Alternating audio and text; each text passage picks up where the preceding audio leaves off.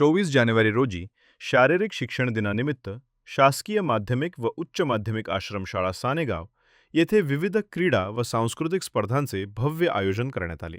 विद्यार्थ्यांच्या शारीरिक व मानसिक विकासाला चालना देण्याच्या उद्देशाने हा कार्यक्रम मोठ्या उत्साहात पार पडला. कार्यक्रमात विद्यार्थ्यांनी कवायत संचालन, मार्च पास तसेच लेझिम नृत्य सादर करून उपस्थितांची मनं जिंकली. शिस्तबद्ध कवायत व तालबद्ध लेझिम सादरीकरणातून विद्यार्थ्यांचा आत्मविश्वास, संघभावना आणि शारीरिक तंदुरुस्ती स्पष्टपणे दिसून आली. विद्यार्थ्यांनी केलेल्या उत्कृष्ट सादरीकरणाला उपस्थितांकडून भरभरून दाद मिळाली. हा कार्यक्रम आदिवासी विकास विभाग ठाणे, अप्पर आयुक्त गोपीचंद कदम साहेब यांच्या नेतृत्वाखाली तसेच प्रकल्प अधिकारी तेजस्विनी गलांडे मॅडम यांच्या मार्गदर्शनाखाली आयोजित करण्यात आला होता. यावेळी शाळेच्या मुख्याध्यापिका विजया पाटील व शाळेतील शिक्षकवृंद व कर्मचारी उपस्थित होते.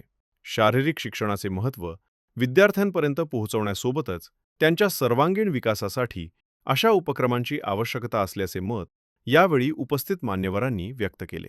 दे धडक बेधडक वृत्त देणाऱ्या आपल्या शिवसत्ता टाइम्स न्यूज चॅनलला लाल बटन दाबून सबस्क्राईब करा आणि बेल आयकॉनला क्लिक करायला विसरू नका.